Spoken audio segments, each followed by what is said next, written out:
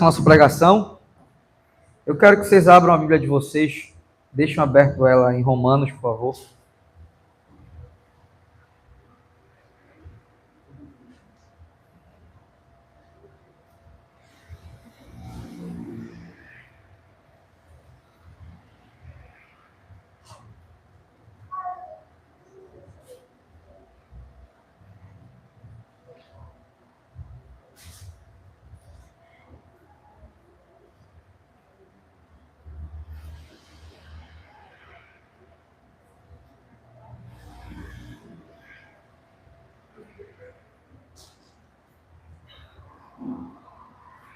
Todos acharam já?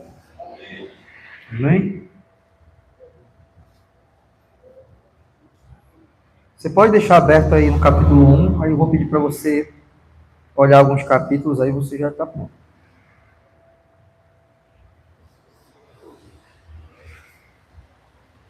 Todo mundo com a Bíblia já? Pronto?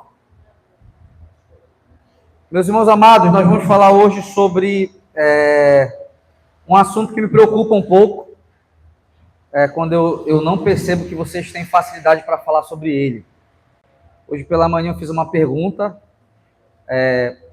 para duas turmas sobre o que é justificação. E o correto para a gente seria uma disputa para responder. E eu percebi que não há uma disputa para responder.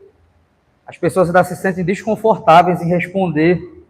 Outras sabem, né? Mas muitas se sentem desconfortáveis. Elas travam, elas ficam gaguejando. E se Deus me levar hoje ou amanhã, eu falhei como pastor, se vocês não souberem falar sobre isso. Tudo que eu estou fazendo aqui é para vocês conseguirem responder a pergunta: o que é a justificação? Então hoje, eu vou passar por 5 capítulos de Romanos. Vocês precisam sair daqui hoje entendendo o que é justificação. Repete comigo assim: justificação é a doutrina que mantém a gente de pé. Nós não somos reformados se a gente não souber falar com facilidade sobre a justificação. Então, todos que estão aqui agora, por favor, muita atenção, peço muita atenção de vocês, anotem se for necessário. Essa é uma doutrina muito importante. É o que eu falei de manhã para vocês, pessoas morreram para que a gente conseguisse falar sobre isso. Eu acredito que a gente precisa agora respirar e entender de uma vez por todas tudo aquilo que a gente não entendeu. Amém? A turma que finalizou, por exemplo, hoje, não pode sair desse domingo sem entender o que eu vou pregar agora, tá? Primeira coisa que eu quero que vocês entendam, para quem gosta de ler a Bíblia, por exemplo, para quem gosta de... Poxa, eu gosto de ler o Antigo Testamento, eu gosto de ler a Bíblia toda anualmente, eu já li Gênesis, já li todos os livros do Antigo Testamento, eu gosto de ler o Novo Testamento. Para quem está aqui agora, que gosta de fazer uma boa leitura de Bíblia, o que eu preciso que vocês entendam? Vocês podem repetir comigo assim: a Bíblia não é apenas um livro de história. Em hipótese alguma, você pode abrir a Bíblia e achar que você está lendo apenas a história de Davi. Em hipótese alguma, você pode abrir a Bíblia e achar que você está lendo apenas uma história de um homem chamado Abraão. Então, eu quero que vocês repitam comigo: só existe a história de Abraão, porque existe Cristo. O que a gente precisa saber para a gente entender o que eu vou falar aqui agora? A Bíblia é uma história de criação, queda e redenção. Como é que a gente divide a Bíblia? Criação, queda e redenção. Isso é um resumão da Bíblia. Criação, queda e redenção. No início da Bíblia, Deus cria o homem cai e Deus providencia a redenção. Então, a partir de Adão e Eva saindo do paraíso, toda a história da Bíblia é para mostrar como Deus vai redimir o ser humano caído. Amém? Vou repetir. A partir da queda de Adão, onde eles são retirados do Éden, toda a história da Bíblia é voltada para mostrar quem é Cristo. Então, alguém que está aqui nessa igreja hoje, ou qualquer pessoa que você vai ensinar, você não pode, em hipótese alguma, pegar a história de Abraão e não encontrar Cristo lá. Você não pode ler Davi e não encontrar onde está Cristo naquela história. Todas as histórias do Antigo Testamento apontam para uma promessa chamada Cristo que já se realizou nos dias de hoje. Para a gente já é real. Por exemplo, eu vou ler o livro de Moisés lá, vou ler lá o tabernáculo. Não adianta você achar que você vai olhar para aquela história e trazer para os dias de hoje como se você fosse Moisés. Não. Aquela história, cada utensílio do tabernáculo, cada forma de cultuar era pedagógica para mostrar quem era Cristo. Quando Deus fala com Davi, o meu descendente sentará no trono para sempre. Ele não está falando de Davi, ele está falando de Cristo. Nós cantamos agora, és a voz, o herdeiro, o criador do universo inteiro. Então, a melhor forma de ler o Antigo Testamento é você entender que a Bíblia toda ela é amarrada por alianças e cada aliança dessa ela é pedagógica para que o povo entenda quem é o Messias. Então não dá para a gente pegar um Êxodo, não dá para a gente pegar um Levítico, não dá para a gente pegar um Salmos, não dá para a gente pegar o Isaías sem entender que tudo aponta para Cristo. Isaías aponta inteiramente para Cristo. Jeremias aponta inteiramente para Cristo, mostrando que o povo necessita de um Salvador, porque o povo, por conta própria, não consegue ser santo. Amém? Então, não adianta vocês abrirem a Bíblia e saírem falando de Abraão, falando de Davi, e vocês não entenderem como eles apontam para Cristo. Amém? Porque senão, nós vamos cometer um erro grave. Sabe qual é o erro grave? Você vai abrir a sua boca e vai falar assim, ó, presta bem atenção. Existiu o Deus do Antigo Testamento e agora no Novo Testamento nós estamos na época da graça. Isso é um erro teológico grave. Deus sempre foi o Deus da graça a partir do momento que Adão e Eva caem e Deus não trata eles da real forma que era para ser tratado. Deus cobre ele com roupa de animais. E Deus dá uma promessa para eles, que um dia Cristo viria. A graça, ela já começa a acontecer ali. Nós não podemos abrir a boca para dizer que o Novo Testamento é a era do amor, é a era da graça, sendo que Deus vem preparando a humanidade desde o Antigo Testamento para receber Cristo. Vocês estão me entendendo? Nós não podemos cometer mais esse erro. Nós não podemos achar que a graça de Deus não está sobre aquele povo. E é uma coisa muito importante antes de a gente entrar no texto. Ao mesmo tempo que a graça está no Antigo Testamento, Deus está ensinando também eles. Vocês imaginam que é diferente hoje? Hoje é o quê? Hoje nós temos a graça e Cristo está revelado. Hoje eu posso entender Cristo por completo naquilo que a Bíblia me mostra. Então eu consigo usufruir da graça e ao mesmo tempo conhecer Cristo. No Antigo Testamento, eles estão usufruindo da graça, mas eles estão ainda montando sua forma de conhecimento de Cristo. Eles vão saber que Cristo é sacerdote, eles vão saber que Cristo perdoa pecados, eles vão saber que Cristo vai sentar no trono como rei.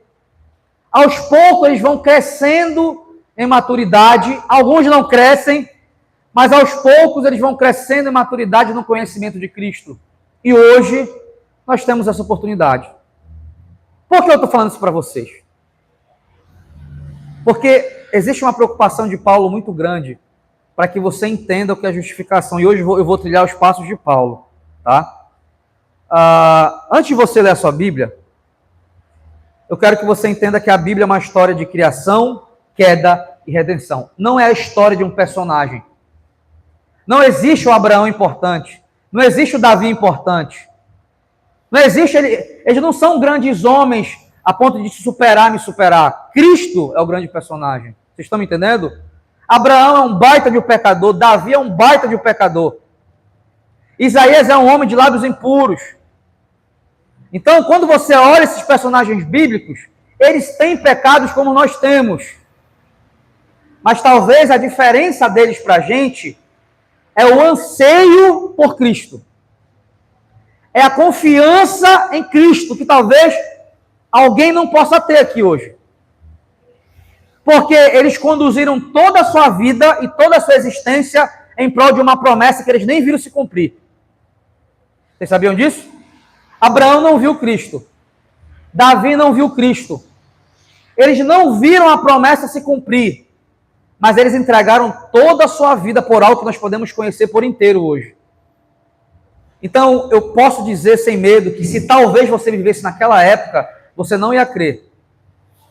Se a gente fosse olhar pela lógica humana, porque hoje nós temos acesso ao conhecimento completo de Cristo, isso não nos move.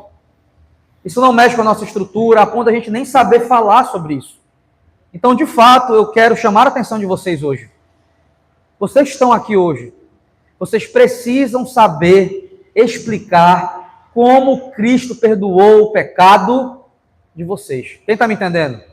Amém? Então, a partir desse momento, eu preciso que vocês definam isso em vocês.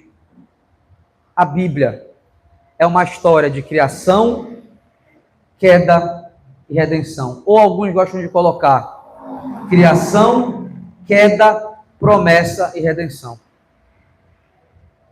É sobre isso que a Bíblia fala. Então eu não posso ler a Bíblia querendo encontrar no personagem uma fuga para que eu receba uma bênção de Deus. Eu não posso ler e olhar para Abraão e achar que se eu for igual a Abraão, eu vou alcançar alguma coisa de Deus. Como algumas pessoas gostam de falar pega as pedras e derruba o gigante dos problemas da tua vida. Não, não é para isso que serve. O que você precisa observar nesses personagens é a misericórdia de Deus e a graça de Deus alcançando a vida desses personagens.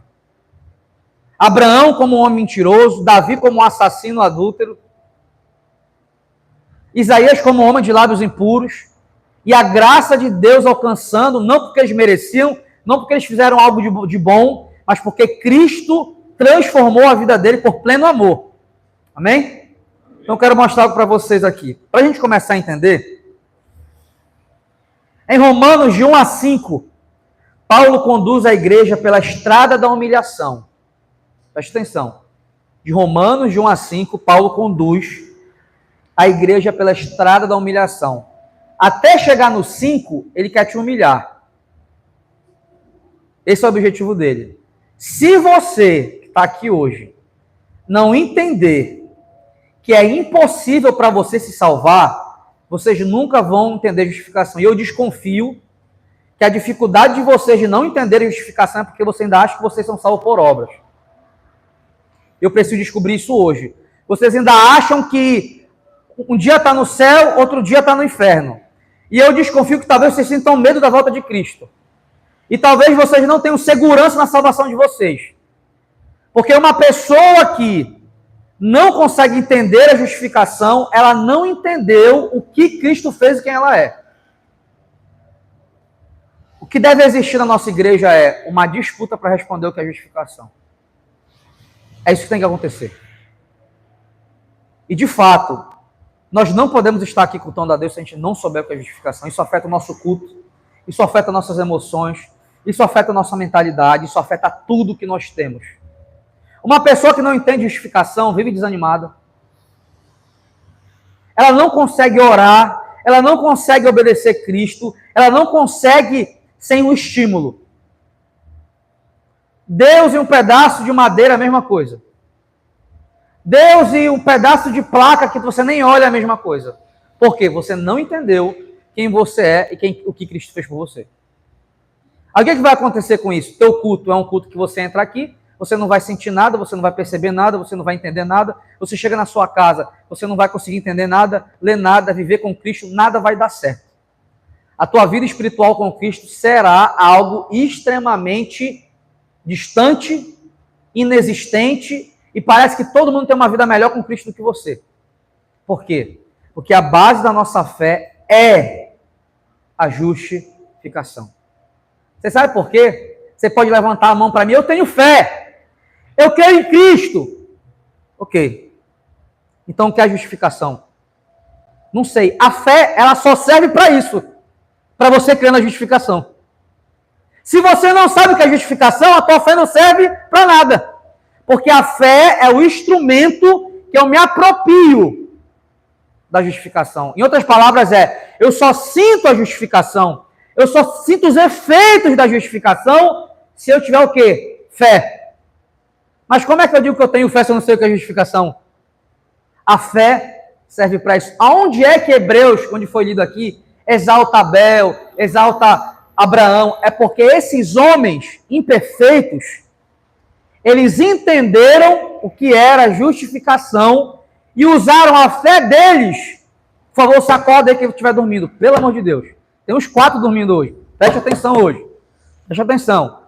A fé só é usada, olha para mim, a fé só é usada para que você possa crer na justificação.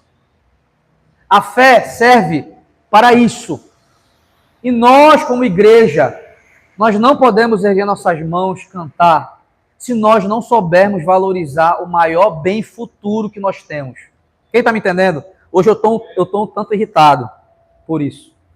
Porque nós estamos há 4 anos falando sobre isso. São 4 anos falando sobre justificação, para que vocês erguam a sua mão de vocês e vocês possam falar da coisa mais importante que vocês têm na vida de vocês. Cristo perdoou o pecado de vocês. Então eu quero mostrar uma coisa para vocês, e eu vou me valer das palavras de Paulo, porque Paulo ele quer deixar muito bem claro, ele quer derrubar do pedestal 2 tipos de pessoas. Tá? Primeira pessoa, o imoral. O imoral é aquela pessoa que está vivendo no mundo secular, cheio de comportamentos errados, e ele acha que está certo. O segundo é o religioso, que tem a aparência de boa prática religiosa, mas na verdade, por dentro, ele não tem fé em Deus. Eu quero falar sobre esses 2 personagens e vou repetir a pregação que eu gastei 1 ano nessa igreja ensinando, sobre Romanos. E só sobre justificação eu já preguei 6 vezes aqui nessa igreja. Já mandei imagem para vocês, já mandei texto, já fiz material, já enviei vídeo. E nós precisamos sair daqui hoje entendendo a importância da gente levar a sério o nosso cristianismo nesse setor da justificação. O que eu quero que vocês entendam?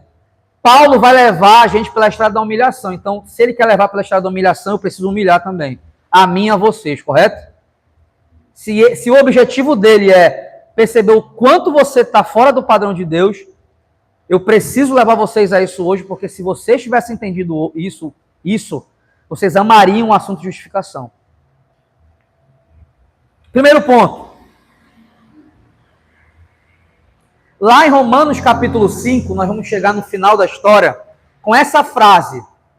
Preste atenção. Não abre ainda. Justificados, pois, mediante a fé, temos paz com Deus por meio de nosso Senhor Jesus Cristo. Preste atenção. Eu vou falar sobre 4 capítulos para que eu chegue nesse versículo aqui e ele faça sentido para a gente. Olha ele falou assim, justificados, pois, mediante ao quê? A fé. A fé é a maior evidência de que eu entendi a justificação. Se vocês entenderam o que é justificação, então vocês podem falar, eu tenho fé, eu creio. Se vocês não entenderam a justificação, vocês não podem abrir a boca de vocês para dizer que vocês creem em Cristo. Vocês não podem. Se vocês não entenderam isso, vocês não creem em Cristo. E ele vai falar o seguinte, essa fé que eu tenho agora na justificação gera em mim algo. Eu tenho paz com Deus. O que significa isso? Eu estou começando pelo final, para vocês entenderem. O que significa isso? Eu posso estar na presença de Deus em paz. Não há culpa, não há peso, não há preguiça. Eu posso estar em paz.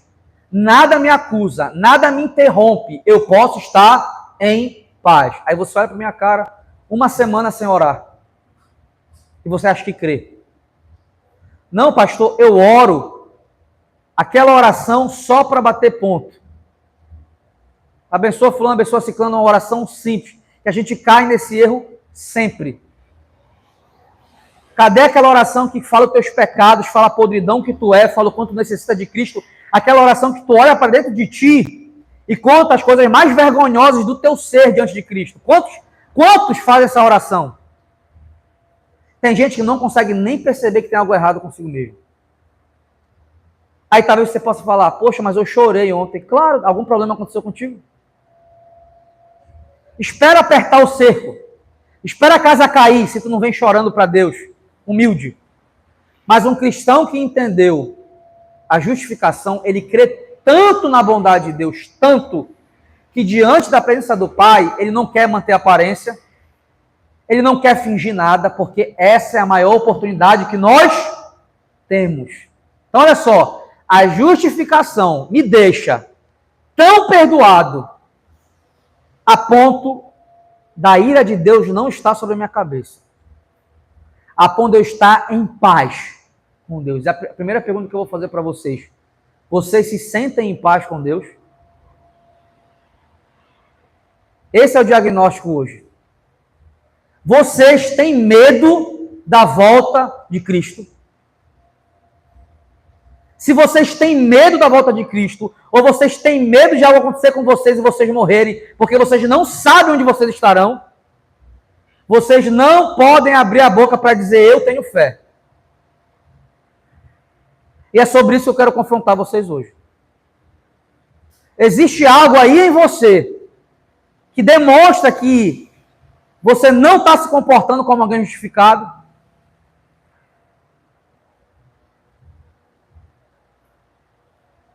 Tópico 1. A revelação da ira de Deus. Paulo escrevia a uma cultura profundamente idólatra de Roma, marcada pela adoração a deuses humanos, corrupção sexual, orgulho intelectual. O mundo grego-romano se orgulhava de sua filosofia, mas afundava-se em decadência moral. A principal mensagem bíblica de Romanos 1, não dorme aí, por favor, presta atenção. Deus se revelou na criação, mas a humanidade fingiu que a verdade não existe. Primeira coisa que Paulo faz, lembra que eu falei no início para vocês? A Bíblia fala sobre criação, queda e redenção. Olha como Paulo começa Romanos. Primeira coisa, ele vai mostrar que houve a criação de Deus, e a criação de Deus houve uma queda. Primeira coisa que a gente vai ler junto, ele vai falar o seguinte: do céu, preste atenção, do céu se revela a ira de Deus. Por quê? O homem detém a verdade pela mentira, ele esconde a verdade, ele finge que não ouve, ele finge que ele não sabe. Ele continua dizendo, porque tudo aquilo que é necessário para você conhecer de Deus, você pode conhecer pelas coisas que Deus criou. E eu falei para vocês há 3, 4 anos atrás que o nome disso se chama revelação geral. A partir do que Deus criou, o homem pode perceber que existe um Criador. Olha como Paulo começa a teologia dele. Ele começa pela criação, pela queda, e no 5 ele bate na redenção. Vocês estão entendendo? Se Paulo lê a Bíblia assim, você não pode dizer para mim que você vai ler a historinha do Davi, a historinha do Abraão, e achar que ele é um grande homem, que você vai imitar ele e você vai ter todas as bênçãos da terra, porque Deus falou para Abraão. Isso não existe.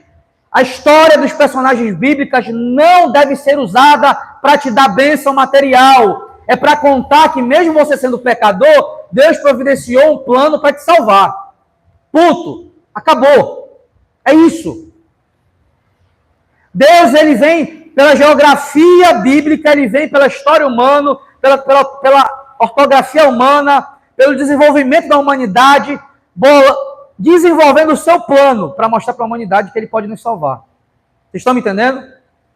Eu quero mostrar para vocês aqui que o primeiro capítulo de Romanos, Paulo começa dizendo que Deus se revelou na criação, mas a humanidade suprimiu a verdade.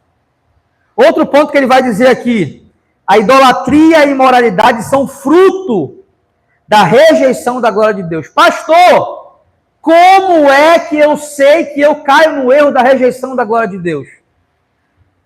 Para Paulo, a idolatria e a imoralidade são frutos da rejeição da glória de Deus. Repete comigo. A idolatria e a imoralidade são fruto da rejeição da glória de Deus. Eu quero que vocês abram comigo Romanos, por favor. 1, está aberto aí?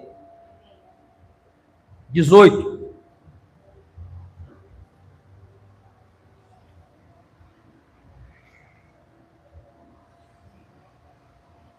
E se domingo eu perguntar de novo e ninguém me responder, eu vou pregar de novo essa mesma mensagem. Só vou sair dela, vou ficar 10 domingos só nela.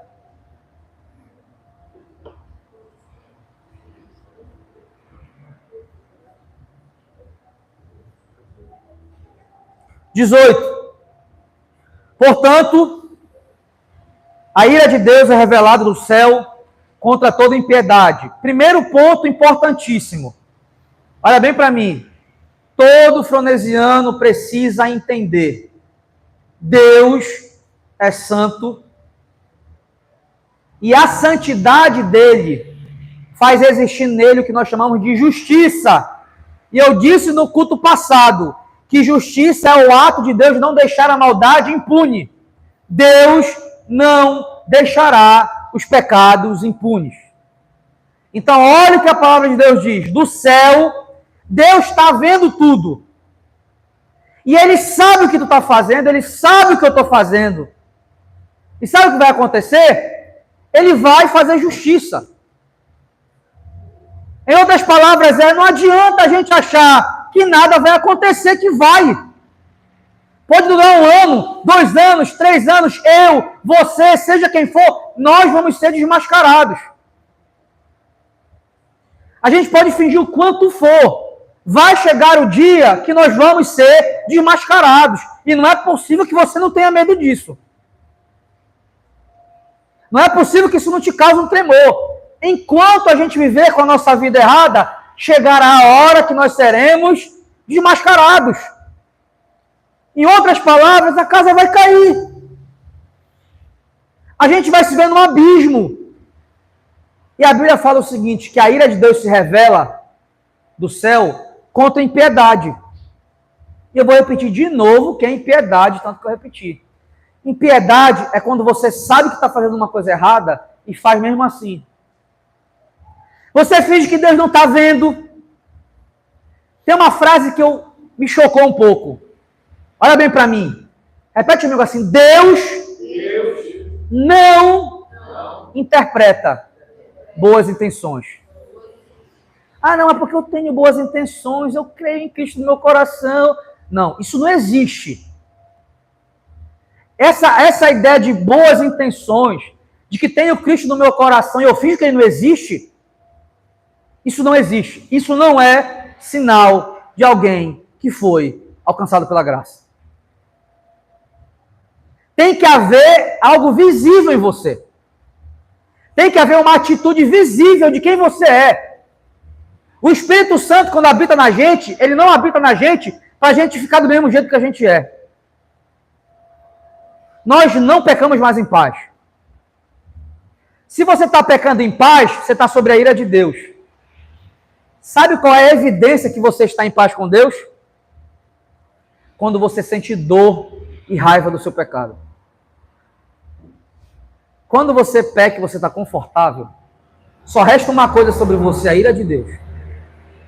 E a Bíblia fala o seguinte, para aqueles que fingem que Deus não está vendo, que Deus não sabe, ou que fingem que a verdade não está ali, martelando na mente delas, a ira de Deus vai se revelar contra toda impiedade. E eu falei há 4 anos atrás isso para vocês. Quando você começa a fingir que Deus não existe, a fingir que Deus não está vendo o que você faz, quando você começa a fingir que ele não está lá, você não fala mais com ele, você não lê sobre ele, Quando você começa a viver assim, vai surgir uma característica em você. Sabe o quê? Injustiça. Impiedade é toda vez que eu, contra Deus, finjo que ele não existe. Finjo que o que ele disse não é o que eu preciso. Eu sei que ele manda eu ir para um lado, eu vou para o outro. Eu sei que Deus já disse para mim não fazer isso, eu faço. Eu sei que não é para mim ser assim, mas eu ainda sou. Toda vez que eu sou impiedoso, eu vou gerar em mim uma outra prática, a prática da injustiça.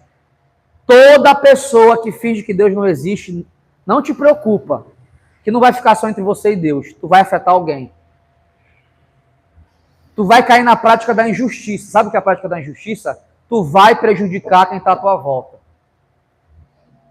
Tu vai arrebentar tua família, tu vai arrebentar teu casamento, porque você não quer Deus. Você vai arrebentar teus familiares, porque você não quer Deus. E eu quero confrontar vocês. Ah, pastor, como eu sei que eu não quero Deus? Se você não está orando, se você não lê Bíblia, você não sabe falar o que é justificação, se você não consegue perceber que você está fazendo um monte de coisa e você sabe que é errado, você não vai enganar Deus, cara. Eu estou te avisando, porque você vai ver no capítulo 2 comigo, que enquanto você peca e Deus está em silêncio, ele está te dando tempo de arrependimento. Ele fala para o judeu que achava que era religioso: por acaso você não sabe que a paciência de Deus e o tempo de silêncio de Deus é para que você se arrependa? Aí você vê que não acontece nada, tu consegue avançar, tá com emprego, as coisas estão seguindo e tu continua na tua vida, até Deus mostrar o quanto Ele é poderoso e soberano. E pode durar 1 ano, 2, 3, pode durar 10 anos tudo desse jeito. A hora que as coisas desabarem, você vai perceber quem é Deus. E eu quero mostrar alguns comportamentos que demonstram que isso aqui não é nenhum... Olha só, eu ainda vou falar do cara que é religioso. Esse aqui é o cara que é o conhecido ímpio. Você não deveria nem estar aqui. Se eu já estou começando a falar e tu já está aqui, não era nem para estar aqui. Era para estar no capítulo 2. É para todos nós estarmos pelo menos no capítulo 2. Se tu já está se batendo aqui, é muito sério o que eu estou falando para vocês. Vamos continuar lendo. Versículo 18. Portanto, a ira de Deus é revelada do céu contra toda impiedade. Repete comigo. Vai ser revelada. A ira vai ser revelada. Contra a gente que finge que Deus não está vendo, que não sabe a verdade. Chegará a hora. Olha o que ele fala. Portanto, a ira de Deus é revelada do céu contra toda impiedade e injustiça. Se você estiver atrapalhando alguém, se você estiver machucando alguém, se você estiver ferindo alguém, se você estiver cometendo injustiça contra alguém, e Deus já falou contigo que é para te parar, que é para te mudar, não te preocupa. Teu dia vai chegar. 19. Pois o que de Deus se pode conhecer é manifesto entre eles, porque o próprio Deus lhe manifestou. Como? Pois desde a criação do mundo, os atributos invisíveis de Deus, o seu eterno poder e sua natureza divina têm sido vistos claramente, sendo compreendido por meio das coisas criadas, de forma que tais homens são indesculpáveis. Se os homens que têm a revelação geral, que é pela criação, são indesculpáveis, imagina vocês que estão aqui, que a revelação de vocês é especial, que é o Evangelho. Imagina a gente. Eu estou falando de um povo aqui que não pegou a Bíblia para ler, que não escutou o Evangelho. Eu estou falando de um povo que simplesmente com a mesma capacidade que teve para criar vários deuses, teria a mesma capacidade de adorar um só Deus. Como é que o cara cria o Deus do sol, o Deus da lua, o Deus da água? Ele não é inteligentão para isso? Se ele é inteligente para perceber que existe soberanos sobre ele, ele também é inteligente para saber que existe um só soberano sobre ele. E diante disso, Paulo vai dizer, eles são indesculpáveis. O que eu quero dizer para vocês aqui? Qualquer ímpio que possa estar lá fora ou aqui dentro, ele não precisa conhecer um pingo de Bíblia. mas ele sabe quando ele faz alguma coisa errada. Sabe como a gente define isso? Algo chamado peso na consciência. O cara que usa droga, pergunta se ele quer que o filho dele use. O cara que é alcoólatra, o cara que é adúltero, a mulher que é adúltera, pergunta se ele quer que o filho dele faça isso. A pessoa que é violenta, pergunta se ele quer receber isso de volta. Ele não quer. Por que ele não quer? Se ele faz, não é tão bom? Se é tão bom como ele faz, por que ele não deixa os outros fazerem com ele? Por que ele não deixa os filhos dele fazerem o mesmo? Porque ele tem noção que é errado. Eu falei isso para vocês. Pega uma cultura de canibal. Vai pesquisar sobre culturas canibais. Pergunta se ele come a mãe. Por que ele não come a mãe dele? Porque ele sabe o quê? Que é errado. Qual foi o dia que ele abriu a Bíblia? Nenhum. Deus criou o homem com o que nós chamamos de imagem e semelhança. O homem tem capacidade de amar, o homem tem capacidade criativa, o homem tem capacidade de fazer escolhas morais corretas, ele consegue sentir o que é certo e o que é errado. Paulo diz que a consciência é um alarme dado por Deus, que quando o homem está vacilando muito, aciona nele um peso. Um peso que ele percebe que ele está extrapolando. E qual é o problema do ímpio? Ele já não respeita esse alarme. Para ele vai andar com peso na consciência e vai andando e vai até que aquilo fique baixo, aquele volume, aquele alarme, ele já não escute mais. É tipo a gente dormindo, tocou o alarme, você desligou uma vez, tocou dois, você desligou a segunda, você ligou a terceira, daqui a pouco vai tocar adoidado o alarme, você não está nem aí mais. Quem é que é incomodado com barulho quando dorme? Levanta a mão. Quem aqui levanta a mão? Vê um barulho, acorda. Assim que você tem que ser com o pecado. Assim que você tem que ser quando você perceber que você está fingindo que Deus não existe. Mas sabe o que nós vamos fazer? Experimenta tu ficar doente, a casa cair, alguma coisa acontecer contigo. Aí sabe o que acontece? Quem é que serve nessas horas? Eu quero mostrar para vocês agora a característica de alguém que é indiscutível. Qual é o drama que eu quero que vocês entendam? Gente, olha para mim.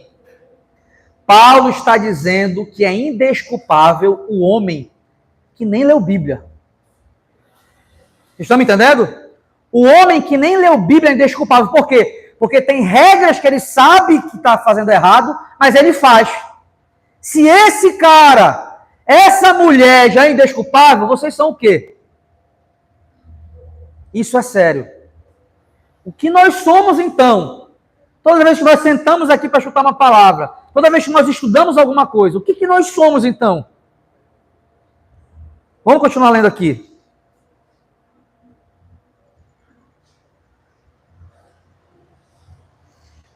Eu quero que você vá comigo lá no versículo 23. E trocaram a glória do Deus imortal por imagens feitas segundo a semelhança do homem mortal, bem como de pássaros, quadrúpedes e répteis. Isso aqui é muito interessante, porque a gente pode pensar que é a imagem que a pessoa está adorando, né? Sabe o que Paulo quer falar? Os homens respeitam mais as coisas criadas do que o Criador. Isso aqui é a moral da história. Tem pessoas que você respeita mais, situações, lugares e objetos que você respeita mais, que foram criadas e não respeita o Criador igual. Quer que eu te dê um exemplo desse? Um é o dinheiro. Outra coisa que nós podemos respeitar mais, nossos desejos carnais, a gente respeita mais isso. Tem pessoas que não era para estar falando, conversando. Tem ambientes que não era para a gente estar vivendo e a gente prefere isso. A gente dá mais valor para as coisas criadas. A gente está disposto a pecar contra Deus, a errar contra Deus, a negar a Deus, fingir que Ele não existe. Está disposto a fazer isso. A gente respeita mais as coisas criadas do que o Criador. Seja imagem, seja celular, seja o que for, qualquer coisa que faz você desagradar a Deus, você colocou a criação no lugar do Criador. Aí ele vai continuar desenvolvendo.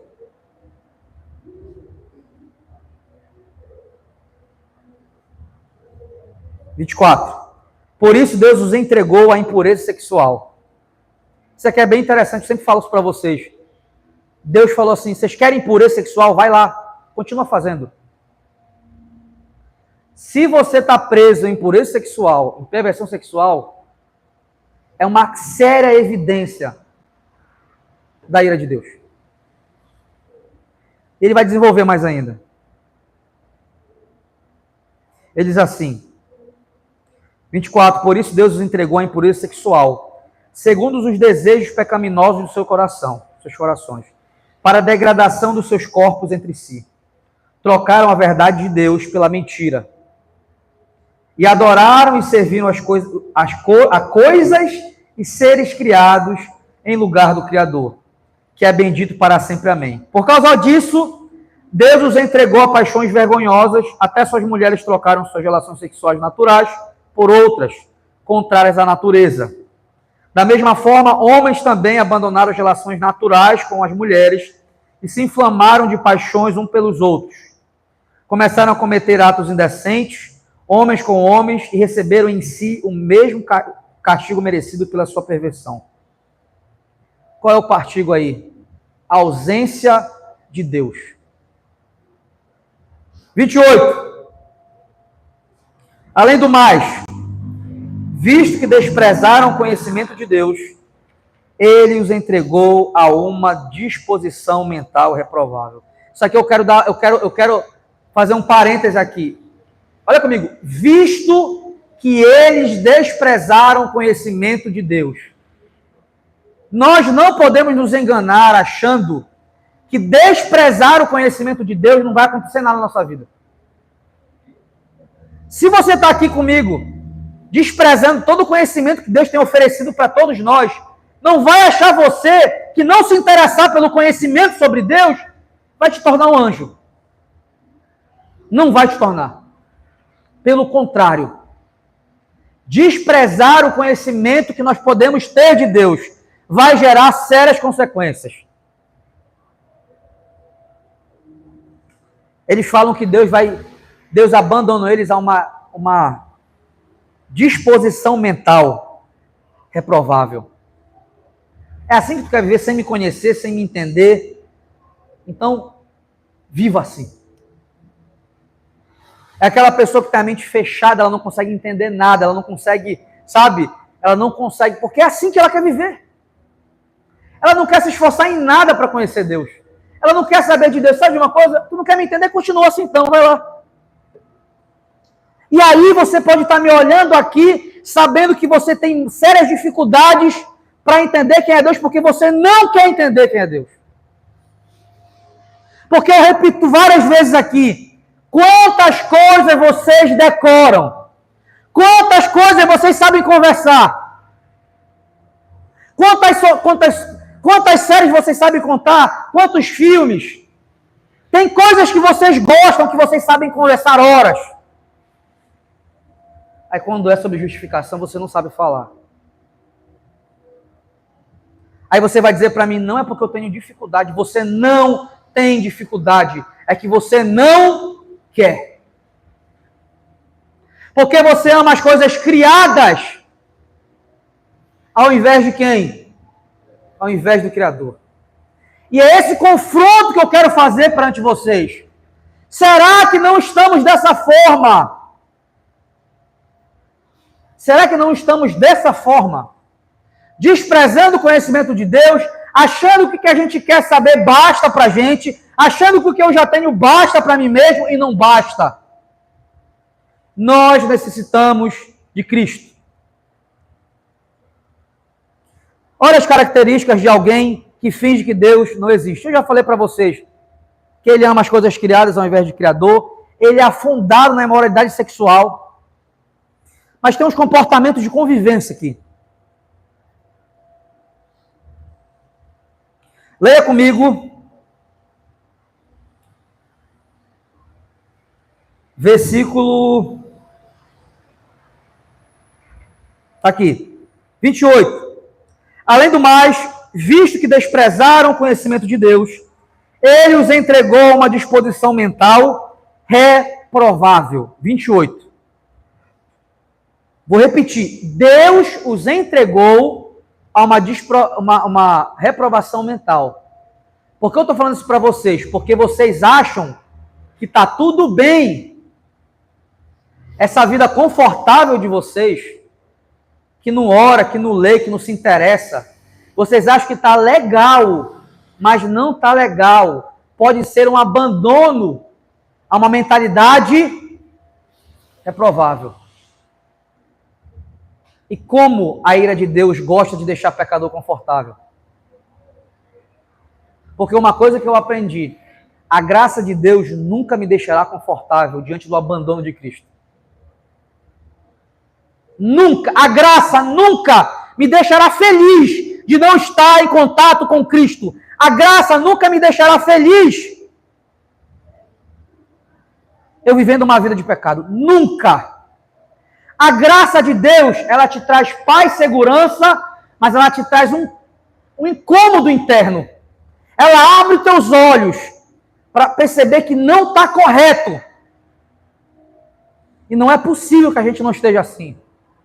Não é possível que a gente não consiga responder à fé que nós fomos chamados a crer.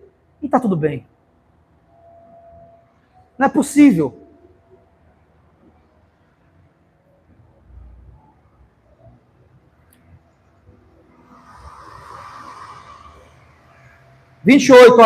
Além do mais, visto que desprezaram o conhecimento de Deus, ele os entregou uma disposição mental reprovável para praticarem o que não deviam.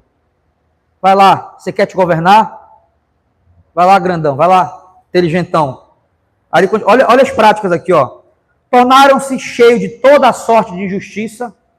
Primeiro ponto, o que é tornar-se cheio de toda sorte de justiça? Significa que eu começo a machucar as pessoas à minha volta. Eu começo a me aborrecer com as pessoas da minha volta, eu não consigo conviver com certas pessoas. Eu começo a pensar só em mim. O mundo gira ao meu redor. Eu começo a ficar cheio, sorte é muita coisa, cheio de injustiça. Eu penso em mim. O que importa sou eu. O que importa é a minha felicidade. É isso que importa. Eu quero distância das pessoas. Porque eu quero viver a minha vida. E ele continua dizendo, eles vão ter maldade, eles vão ter ganância, depravação. Estão cheios de inveja, homicídios, rivalidades, engano e malícia. São bisbilhoteiros, caluniadores, inimigos de Deus, insolentes, arrogantes e presunçosos, inventam maneiras de praticar o mal. Desobedecem seus pais, são insensatos, desleais, sem amor pela família, implacáveis. Embora eu conheça o justo decreto de Deus e que as pessoas que praticam tais coisas merecem a morte, não somente continuam a praticá-las, mas também aprovam aqueles que as praticam. Toda pessoa que está em toda a sorte de injustiça, ela gosta de conviver com quem vive assim. Ela vai criar uma avesso de todas as pessoas que vivem através da graça. Sabe o que vai acontecer com você aqui dentro? Você vai começar a odiar ficar aqui dentro. Vai começar a te dar um incômodo, uma preguiça. Sabe por quê? Porque você está lotado de toda injustiça. Você é ganancioso, você é invejoso, você não tem amor pela família, porque eu vou deixar bem claro, qualquer distância que a gente tenha de Deus, nós não amamos nossa família. Qualquer distância que nós temos de Deus prova que nós não amamos nossa família, porque na hora que a gente não segura as pontas, quem segura as pontas é Deus. É Deus que segura nossos filhos na mão, é Deus que segura a nossa família na mão, é Deus, não é a gente. Nós não conseguimos segurar a nossa família na mão. É Deus que segura. Você pode tentar acertar o quanto você quiser, você não vai conseguir acertar. Olha bem para mim aqui, gente, olha para mim. Vocês não conseguirão acertar. Se não for a misericórdia de Deus segurando a gente, vocês não vão conseguir. Porque o que Paulo quer provar é que não existe ninguém aqui nessa sala perfeito. E não é para só dizer, que eu sou pecador e perfeito. Não, é para ficar desesperado e querer Cristo. Vocês estão me entendendo? E aí, diante disso,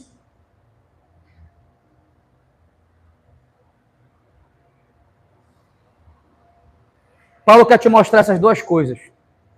Se você vive em piedade, você finge que Deus não está vendo, finge que Deus não existe. 2, você é afundado em práticas morais reprováveis. Aí você pode estar me vendo aqui, me olhando aqui, você pode estar com várias características dessas, e tu ainda está com o coração normal. Eu preciso ser claro com vocês, cara. Era melhor você estar em casa dormindo. Porque você ainda vai atrapalhar pessoas que estão aqui, que estão querendo viver a graça de Deus.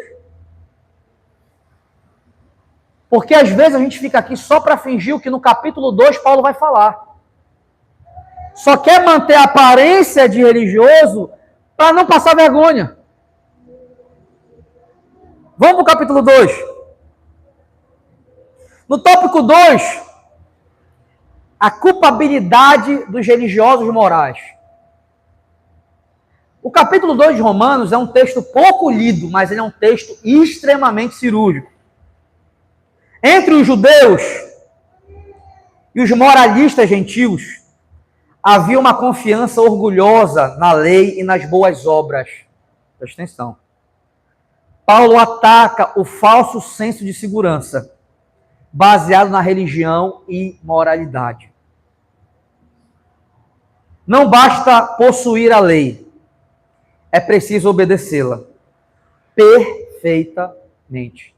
Olha bem para mim, você só pode se gabar de si mesmo, preste atenção, você só pode se gabar de si mesmo se você for perfeito em cumprir a lei, em pensamento, sentimento e atitude, sem nunca ter errado. Se você não pode se gabar disso, você não é nada, nem eu e nem você. Nós não somos nada, nada. E é isso que Paulo quer confrontar agora. Vocês têm a religião, vocês têm a estrutura, vocês têm o culto, vocês têm a Bíblia e vocês se acham melhores? Vocês acham que já basta vir e fingir que são cristãos? Não basta. Vocês são mais indesculpáveis ainda. Porque somos nós que deveríamos amar a Cristo com todo o coração. Aí sabe o que a gente faz? Olha para a sociedade corrupta e diz que a sociedade está horrível. Nós estamos horríveis. Qual é a diferença deles para a gente? Não tem diferença. A única diferença é que domingo a gente se arrumou e vem mentir no culto. Só isso.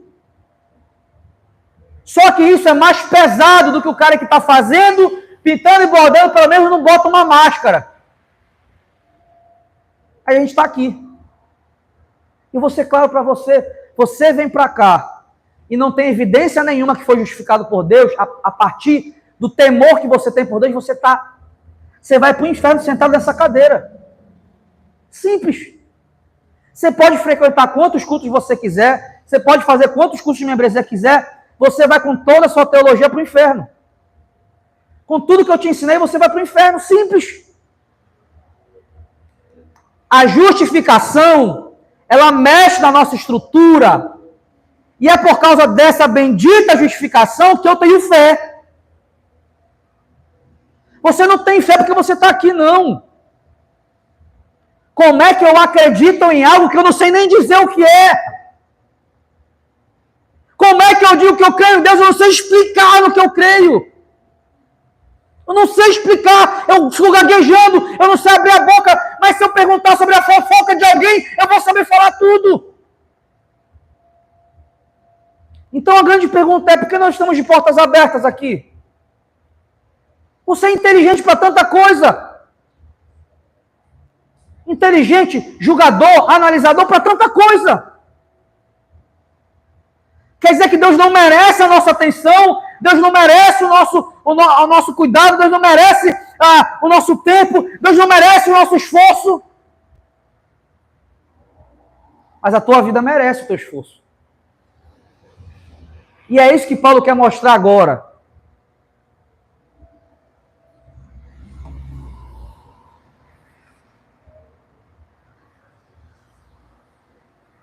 Não basta possuir a lei, é preciso obedecê-la perfeitamente e nós não conseguimos fazer isso. Nós precisamos de comunhão com Cristo, a máxima comunhão que a gente puder. A consciência dos gentios e a lei dos judeus os condenam. O gentio, o ímpio, ele não conhece a Bíblia, mas ele tem aquele peso na consciência. Sabe o que você tem? O peso na consciência ainda tem a Bíblia. Para demonstrar o quanto você despreza a glória de Deus. Você pode abrir comigo aí, por favor? Romanos 2.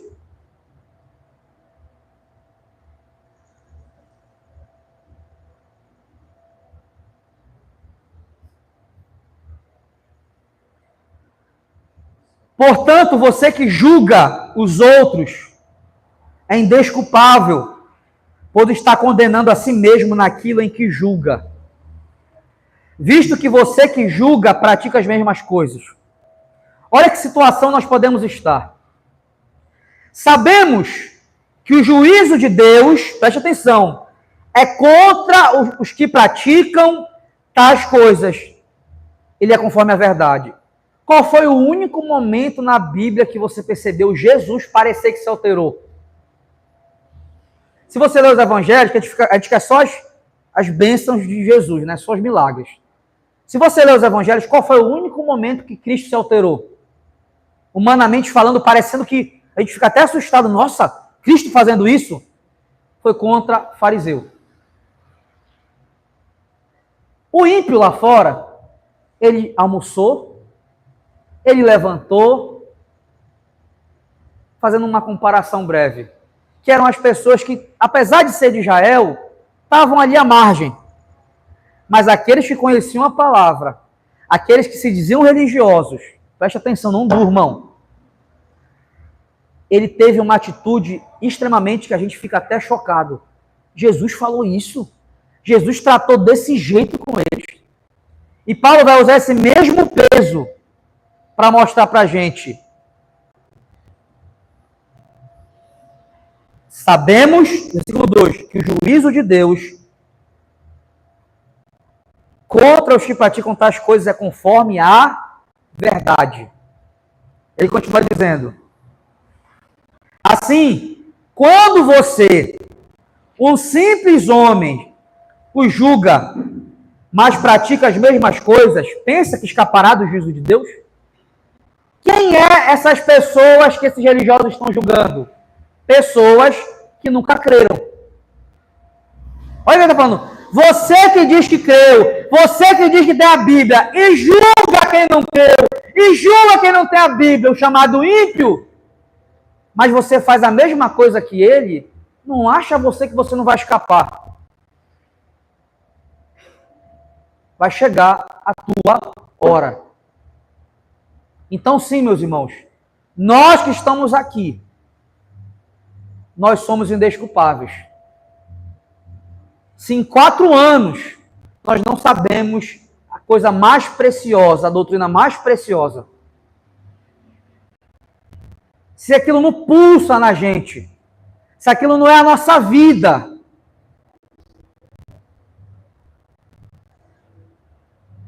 assim quando você é um simples homem, versículo 3, o julgas, mas pratica as mesmas coisas, pensa que escapará do juízo de Deus? Não vai escapar.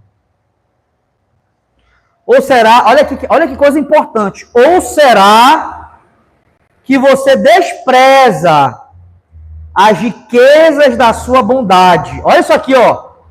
O que são as riquezas das bondades do Senhor? Olha o que ele vai dizer. Tolerância e paciência. não reconhecendo que a bondade de Deus o leva ao arrependimento, quando você percebe que Deus tem tolerância e paciência, é porque isso é a bondade de Deus te dando um tempo para se arrepender. Mas continua assim que a hora vai chegar. O pedestal que você possa estar, que eu possa estar, vai chegar a hora que vai cair. E sabe o que mais me dói? Nessa queda, o que vai cair? É a nossa igreja? É a nossa família destruída? O que vai cair? Porque quanto vale a queda de um aqui dentro de uma família? Você acha que não machuca as pessoas em volta? Você acha que não atrapalha as pessoas em volta? Você acha que não fragiliza a sua igreja, a sua família? Que não envergonha o nome de Deus? No ambiente que você trabalha, que você vive? É óbvio que sim.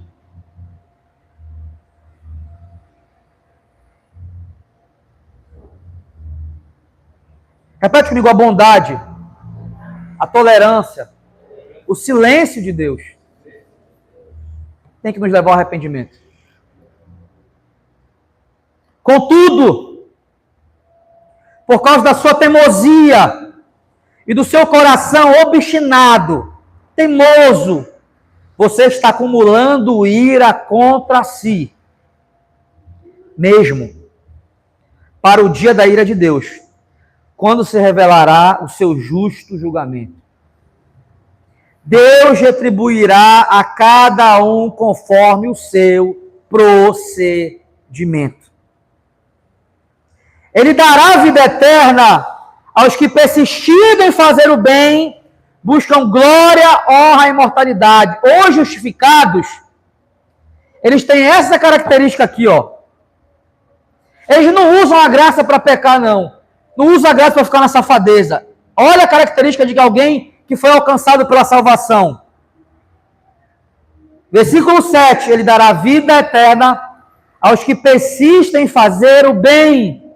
Eles buscam a glória, a honra e a mortalidade, não sua, mas de Deus. O estilo de vida que nós temos de viver são daqueles que persistem, não desistem, vão ter momentos difíceis, vão aparecer desânimo, vão aparecer situações com pessoas, vão aparecer situações materiais, vão aparecer situações com a saúde, mas nós continuamos glorificando a Deus. O nosso estilo de vida nós queremos glorificar a Deus, nós queremos honrar a Deus, porque um dia estaremos com Ele em imortalidade, adorando a Ele como de fato Ele é. Aí olha para você, olha para mim, não tem perseverança, porque vive desanimado, cabisbaixo. Glorificar a Deus está distante. Honrar a Deus nem se fale. Isso não é o distintivo de alguém que foi salvo. E sim, eu me entristeço quando eu olho para a cara de vocês querendo dormir. Porque nem para o culto vocês se prepararam. Quando vocês chegarem na casa de vocês, o sono vai passar. Vocês vão ligar o Instagram de vocês, vão ver um vídeo. Vai aparecer na tela do celular de vocês um vídeo de um teólogo, de alguma coisa legal, e vocês vão compartilhar na história de vocês. Crentes que amam a Jesus. E é sobre isso que Deus está falando através de Paulo. Eu sei que vocês têm uma capa, mas não se preocupa, vocês cometem a mesma coisa que os homens lá fora cometem. Vai chegar a hora que eu vou desmascarar, seja eu que estou falando para vocês, ou qualquer centímetro quadrado dessa igreja. E sim, isso me dá medo. Eu fico apavorado diante da santidade de Deus, não sei se vocês ficam apavorados. E é por isso que eu preciso falar sobre isso com vocês. Eu fico apavorado, porque eu não sei o dia de amanhã. O que eu tenho é o hoje para aproveitar, o hoje para cultuar, o hoje para me preparar. Porque enquanto, gente, um celular, uma viagem, um dinheiro, seja o que for, causar mais alegria na gente do que Deus, a gente pode acabar esse culto, vamos lanchar, todo mundo sai para lanchar, alegre. Cadê o sono? Não tem. Não tem, gente. Isso é sério. Vocês vão voltar para a casa de vocês, para as besteiras de vocês, para a televisão de vocês, para os vídeos que não prestam. É para esse tipo de vida que a gente volta. Até a gente ficar todo arrebentado e depois vir dizendo que tem fé e que confia em Deus. Finalizando aqui.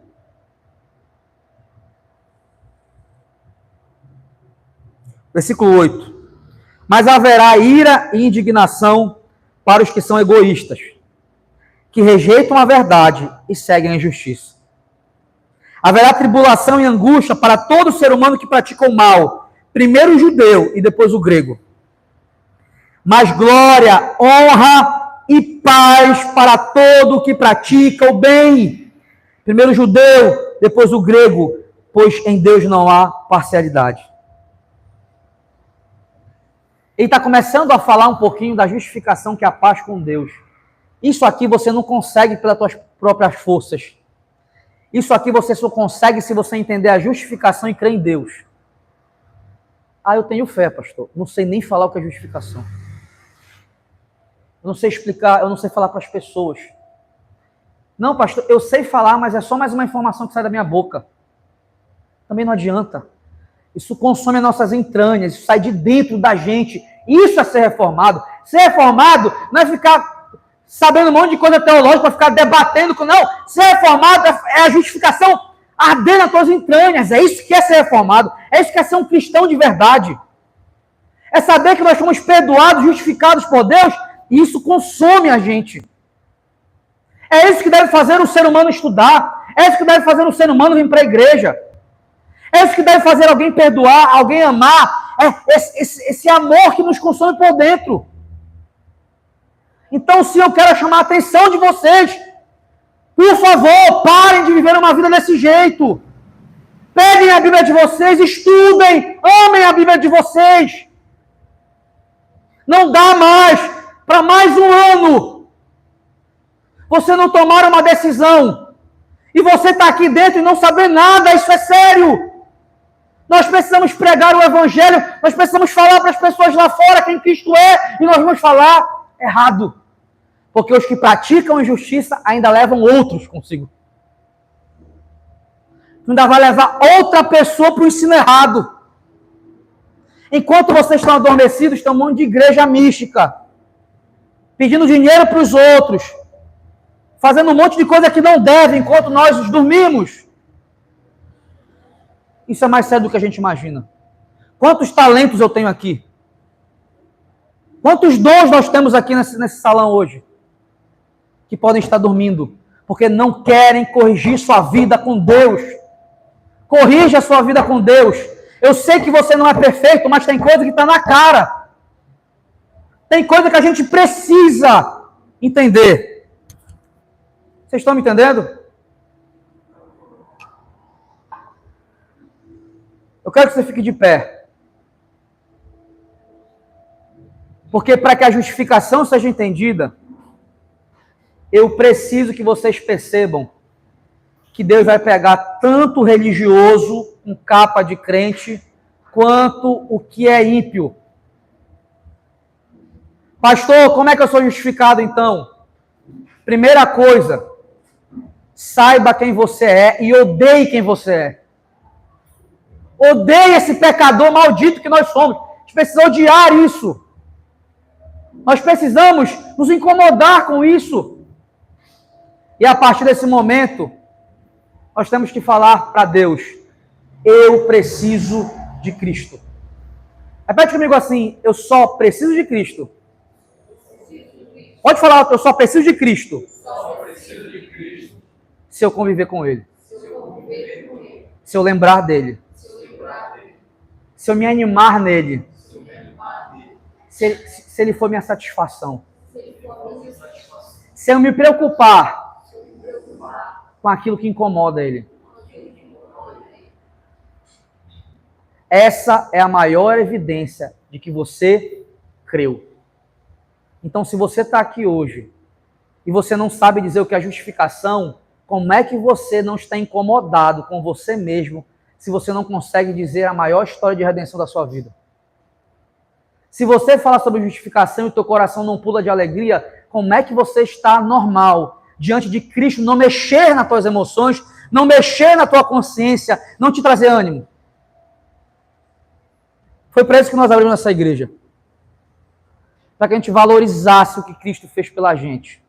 E ponto. Então meu coração se entristece muito quando eu vejo a inconstância de muitos de vocês aqui, que não conseguem de fato romper e se firmar, e têm um talento incrível, mas não conseguem. E é por isso que nós precisamos nos arrepender dos nossos pecados. Porque enquanto isso, nossa família está sendo afetada. Tem pessoas que não escutaram o evangelho por causa do nosso egoísmo. Poderia ser teu pai, poderia ser tua mãe, teu tio, teu irmão aqui hoje. Mas você está confortável na tua casa, eles indo para o inferno. Você está confortável que eles estão indo para o inferno nesse exato momento, porque não tem ninguém para falar. Aí vai vir um fulano da rua, um ciclano da rua tem que pregar o evangelho, Deus tem que levantar o ciclano da rua do outro lado para falar do evangelho. É isso que mais dói. Nossos filhos estão crescendo. Nós que somos pais, mães, nós que temos irmãos mais novos, eles estão crescendo. Você que é avô, que é avó, eles estão crescendo. O que eles vão ver? Talvez a única pessoa para falar do evangelho de um irmão, de uma irmã, de um tio, de um avô, seja vocês. Aí vem alguém de outra teologia totalmente deturpada, que não coloca Cristo no centro e tem a coragem de ser o cristão que nós não estamos sendo. Por quê? Porque a gente prefere adorar as coisas criadas ao invés do Criador.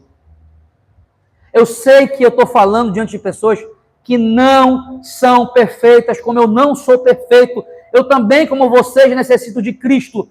Mas tem coisa que está na cara. Tem coisa que a gente sabe que não é mais para fazer, não é mais para ser, mas a gente não para. E naquelas que a gente está descobrindo ainda, a graça de Deus, a santificação de Deus vai ajudando a gente. Então, pastor, que eu já me excedi no horário, o que é a justificação? A justificação é o ato de Deus estar no teu lugar e ao invés da ira de Deus estar sobre a tua cabeça e ele te abandonar as tuas reprovações mentais, ele fala o seguinte: não, eu morro no teu lugar, eu sofro o que você tem que sofrer para que a ira de Deus não esteja sobre você, mas a companhia de Deus esteja sobre você. Amém. E a partir de então nós estamos sendo guiados por Deus. Ele olha para a gente, não vê o pecador que nós somos, porque nós recebemos a reputação de Cristo. Ele olha para o Lucas e vê Cristo. Ele não vê o Lucas. A reputação de Cristo está sobre a gente, essa coisa mais valiosa que tem. Eu entro na presença de Deus e Cristo entra me representando junto. E outra, eu tenho meus pecados perdoados. Gente, quando Cristo morreu na cruz, ele perdoou teus pecados do início ao fim. Todos os nossos pecados já estão perdoados. Como é que eu consigo conciliar isso? Tem que haver as marcas e os sinais. Qual é a marca e o sinal? Eu não consigo pecar em paz. Eu preciso estar perto de Deus. Eu não consigo ficar sem Ele, ainda que imperfeitamente, mas eu não consigo viver sem Ele. Eu não consigo me ver ocioso. Eu não consigo me ver desanimado. Isso me consome. Isso me faz chorar. Isso me faz querer procurar em oração. Você está aí e não sente nada. Gelado. Como se você estivesse escutando qualquer coisa natural da vida. A justificação é o ato de você ser perdoado, ter a reputação de Cristo, poder entrar na presença dele. E aí o texto fala, sendo, pois, justificado. Eu lembro que esse foi o primeiro texto que eu li. Era 6 horas da manhã. Eu ia pregar para alguns amigos.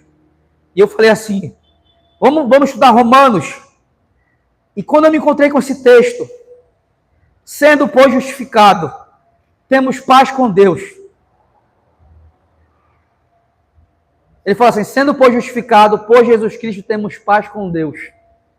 pela fé em Jesus Cristo, ter uma paz com Deus. Isso mudou a minha vida. Então, quando eu estou diante do meu pecado, quando ele me incomoda, quando ele tira a minha paz, eu sei que eu posso chegar na presença de Deus e eu posso ter paz para ter meus pecados tratados. Quando eu quero pensar em desistir, quando eu quero estar desanimado, eu sei que se eu chegar na presença dele, por Cristo, eu posso ser recebido. E eu não posso jamais me ausentar e não saber explicar o que é isso. Eu ficaria o dia inteiro falando sobre isso. Porque eu sei dos pecados que eu tenho, vocês sabem dos pecados que vocês têm, e mesmo assim ele decidiu dar a reputação do filho dele para mim e me perdoar. Não posso chegar nesse lugar e me dar o prazer de falar, estou com preguiça de estudar. Não gosto de ler a Bíblia, eu tenho dificuldade. Quando pelas coisas criadas, eu tenho vontade de fazer. Então, meus irmãos, acordem. Vocês têm paz com Deus. Ele deu o Filho dele por vocês, para vocês serem perdoados e para vocês terem uma reputação que vocês não merecem.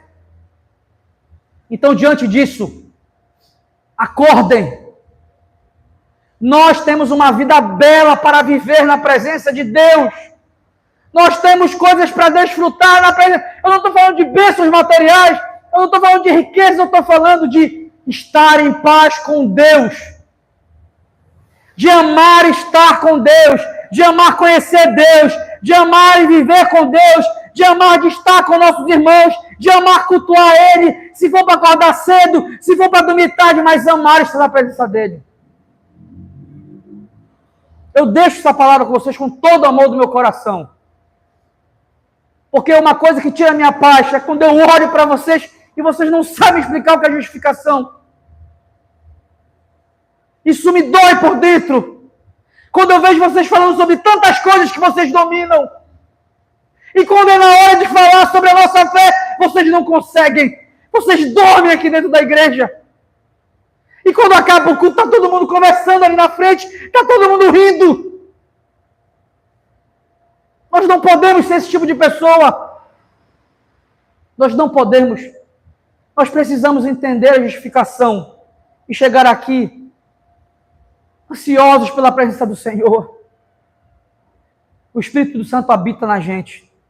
Eu tenho certeza que Ele nos ajudará em cada dificuldade nossa, mas esse salão está cheio de talentos, de pessoas que não estão entendendo ainda o quanto Deus pode te usar para impactar tua família, para impactar teus amigos.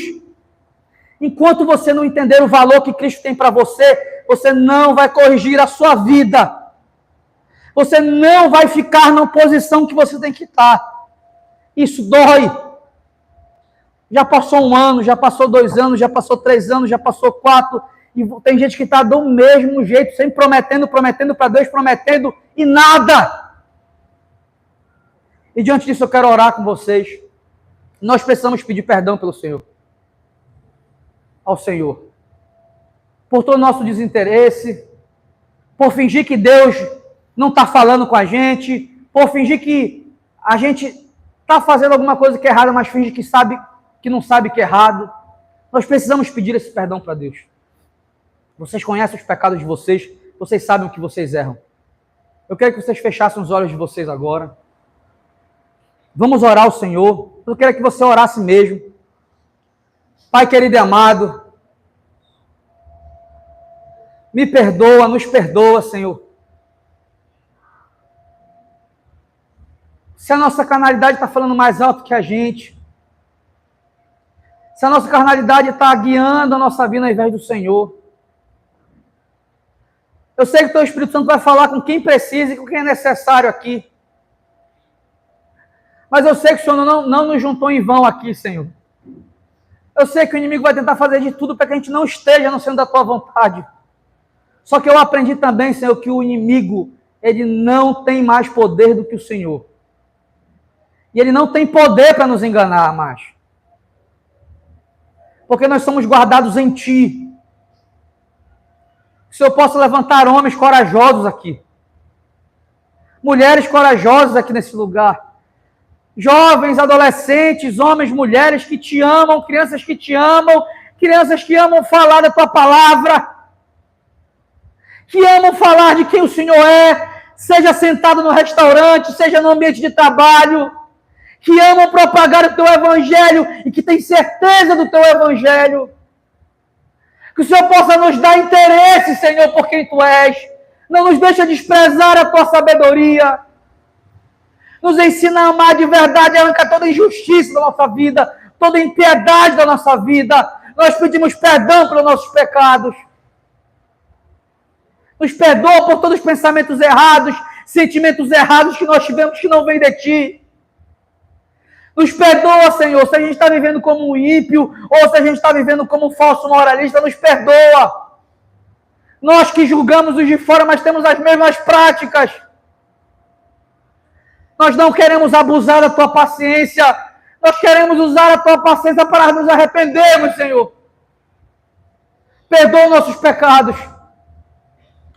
E nos ensina, porque sem o Senhor nós não conseguimos te obedecer. Nós somos pobres, nós não conseguimos fazer nada, não há bondade, não há mérito na gente. Sem o Senhor nós não podemos fazer nada, sem a comunhão contigo, sem o teu Espírito habitando na gente, nós não podemos fazer nada. Por favor, Senhor, nos ajuda, me ajuda.